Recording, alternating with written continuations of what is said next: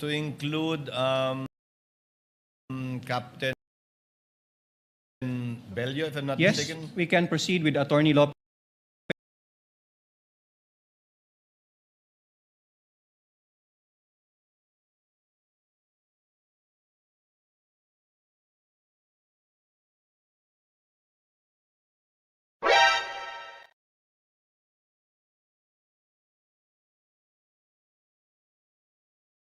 And Captain Bello as manifested last week, Your Honors.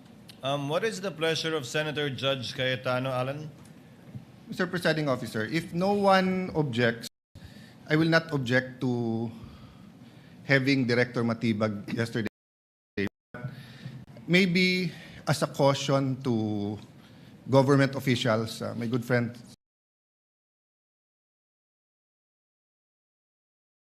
Congressman Defensor, I read over the weekend that Director Matibag is writing because he is to be in a convention meeting the FBI next week.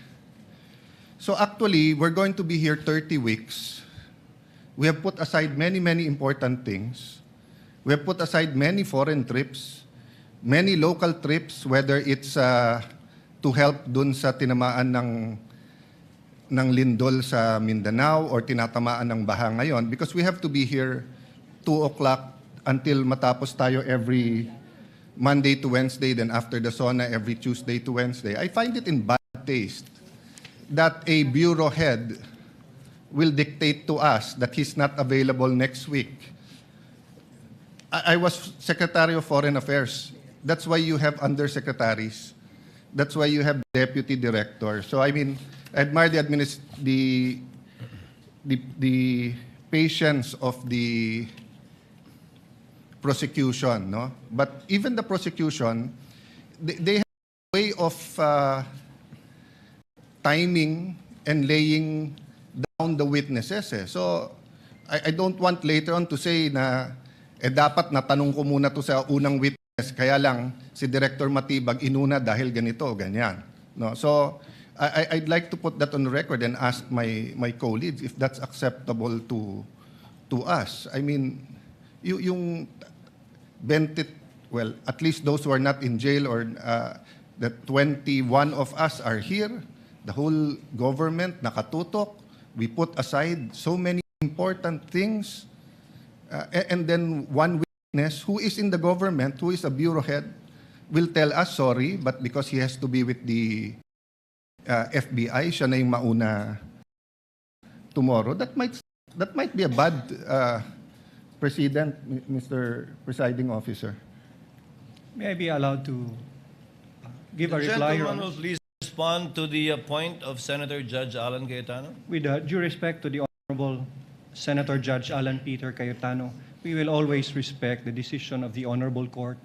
However, we will only be advancing his testimony one day based on the subpoena that we have requested the Honorable Court. He is scheduled to testify until Wednesday, and we will not disrupt the scheduled list of witnesses. We will simply advance it one day, Your Honor.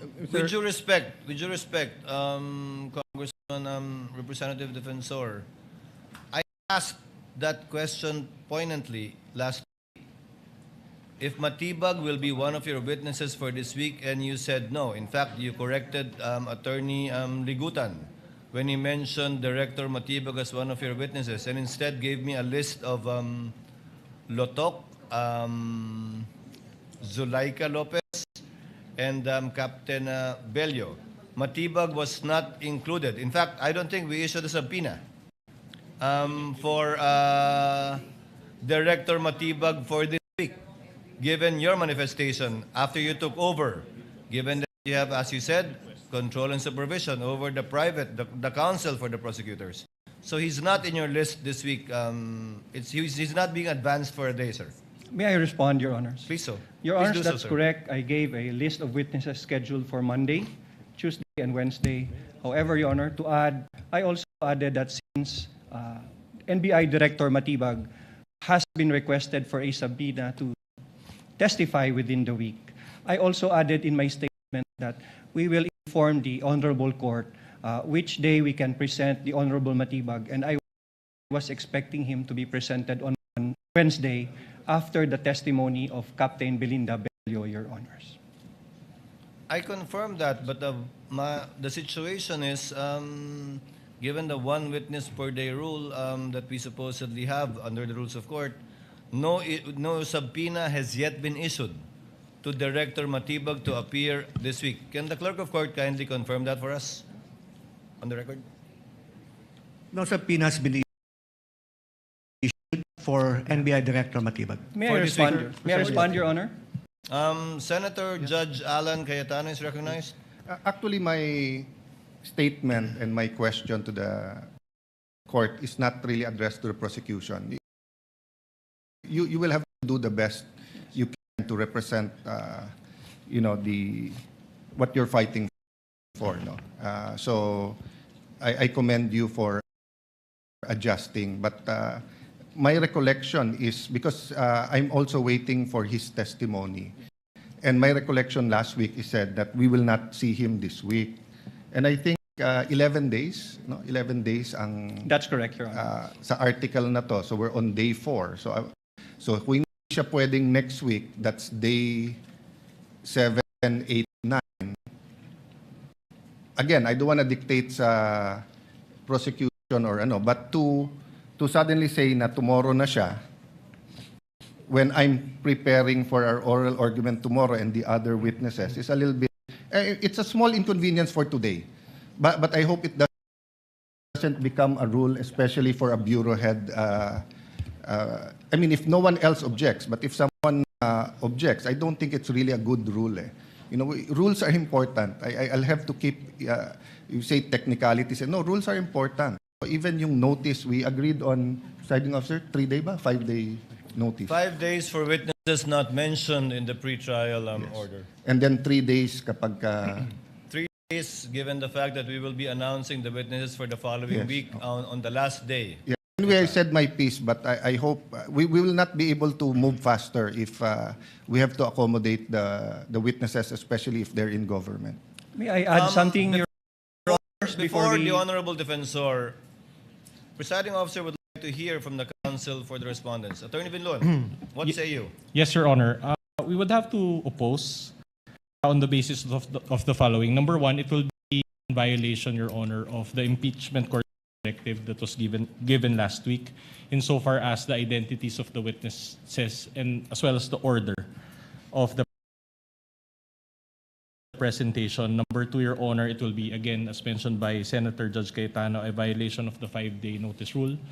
Since while he was subpoenaed the week before, Your Honor, we are learning that he will be presented this week. So the 5-day rule, 5-day notice will not be observed. Number three, the prosecution cannot compel also the defense and this impeachment court to present witnesses according to their schedule, considering also that these witnesses have already been identified and determined. Of course, it will be a violation of the basic tenets of fair play, and to join again the manifestation of Senator Judge Cayetano, it will set a bad precedent insofar as surprise witnesses will be allowed at any point of the proceedings. Number five would be, it will also violate our right to cross-examine intelligently.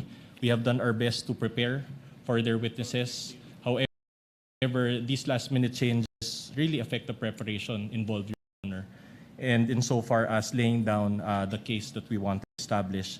And finally, if there are violations of these preceding rights, there will be a violation of procedural due process, which of course can give way to another ground to further delay the proceedings. Moreover, Your Honor, we would, if the prosecution would also allow, can we also get a copy, Your Honor, of that invitation, and maybe inquire of the prosecution if at the particular travel authority has already been made? Because, Your Honor, we received information as well that the FBI had already conducted a summit, a regional summit of some sort, but it was conducted in June of, in other words, last month, Your Honor, also in Bangkok, Thailand. So we would have to, again, manifest, and we would have to study, Your Honor, the invitation and counter-check and do the proper verification as well. So that if it is indeed viable, then we would understand, Your Honor, why it has to be attended to by Director Matibag, Your Honor. Senate President Llamas is recognized. You may proceed, sir. Thank you, Mr. Presiding Officer. Sinusuportahan ko po yung statement ni Senator Judge Alan Cayetano dahil hindi lang naman po yung counsels ng prosecution at defense ang naghahanda, pati mo mga senator judges naghahanda rin. At sa totoo lang ho, itong weekend, marami rin sa ating mga senator judges ay pinag-aaralan kung ano yung kanilang maitatanong sa mga testigong ihaharap ho ngayong linggo. Kami po ay pinag-aralan po mga ebidensyang in-upload na ho para po sa ating mga senator judges. At hindi ho ito konting ebidensya, pinag-uusapan ho natin dito. Libo-libong mga papel at libo-libong mga ebidensya. Kaya kung bigla pong may isisingit na testigo, hindi ho rin makakahanda po yung ating mga senator judges sa kanilang pagtatanong at hindi rin ho nila mababasa yung mga dokumento at ebidensya na nakakabit ho doon sa testigong iharap. Kaya napakahirap naman po na naghahanda ho tayo pero biglang may mga ganitong suppression na hindi ho natin paghahandaan at hindi naman ho yan magiging maayos at patas para po sa ating mga senator judges. Maraming salamat po. For the record, Chair would like to confirm the statement of the Honorable Defensor. I will quote, Presiding Officer, quote, so Director Matibag is not yet going to be presented next week. Representative Defensor, not yet, Your Honor. We will manifest on Monday. If we can consider him for the Wednesday session, depending on how the trial goes and how long the testimonies will take for both parties. With the permission of Senators, Senator Judge Cayetano and the Senate President, may we defer our ruling on this matter and ask the counsel for the prosecution to submit to us the letter given to you by Director Matibag for us to be able to look at it, copy furnished, of course, the counsel for the respondent, so that we can adequately go over it and hopefully come up with a ruling before the day is over. We submit, would Your that be Honor. possible? We will submit the letter. The Honorable Thank you, Your Court. Honor. So we shall do it that way. Kindly furnish a copy to the counsel for the respondents as well for their review. Yes, Your Honor. Your Given Honor, counsel for respondents. Your Honor, earlier. if the travel authority is also available, if we can ask If for a the- travel authority, if it's already issued. Yes, of course. Kindly furnish us that as well. Your Honors, we will submit in good faith whatever the prosecution has received from Director Matibag, Your Honor. As well as Kindly communicate with him if possible, if he already has a travel authority for the same, so that we could evaluate it based on what you have. We Yes, cannot Your Honor. evaluate it based on what you don't have, so we will presume if you don't have it, it's not yet there. Your Honor, Yes, one last Attorney addition. Considering that there's a, if and when they provide the travel authority, I understand, Your Honor, that one of the requirements is also the official invitation from the foreign body. So if they can also provide that, Your Honor, Well, so that we can do a full review of this matter. Attorney Binloan, it's not really for the full review of the counsel for the prosecution, but rather for this court's evaluation, whether or not to allow the motion of the counsel, panel of prosecutors. But everything that will be submitted to us, you will be furnished with a copy. We will so that you submit can it. argue your way through this motion before we decide on it. So ordered. Counsel for the panel of prosecutors, kindly call your next witness. Your Honors, I respectfully request that the counsel for the panel of House Prosecutors, Attorney Virgil Liutan, be recognized for the presentation of our second witness. Attorney Ligutan, counsel for the prosecutors, is recognized to present the prosecution's second witness. You may proceed, sir.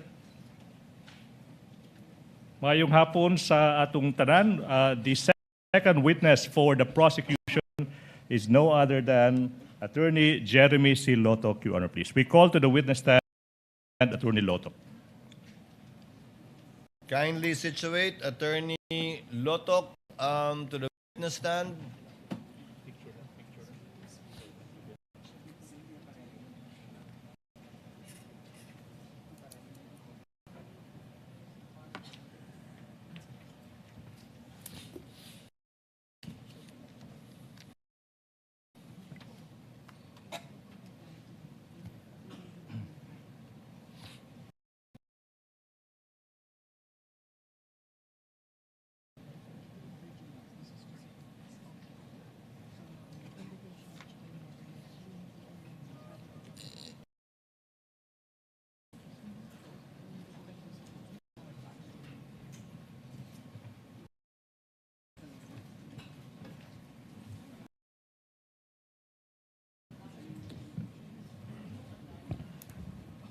Attorney Lotok, please remain standing as the clerk of court administers the oath. Insofar as the prosecution's second witness is concerned. Clerk of court is recognized. Please raise your right hand. You, Jeremy C. Lotok, I, Jeremy C. Lotok, do swear do swear that the evidence you shall give that the evidence that I will be giving in the case now pending in the case now pending between the Philippines and Vice President Sara Zimmerman Duterte between the Philippines and Vice President Sara Zimmerman Duterte shall be the truth, shall be the truth, the whole truth, and nothing but the truth. and nothing but the truth. So help me God. So help me God.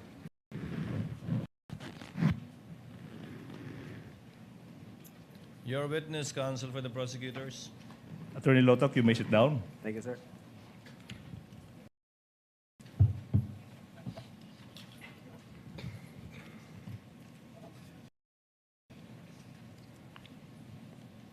Your Honors, the testimony of our second witness, Attorney Jeremy C. Lotok, is offered to prove the following.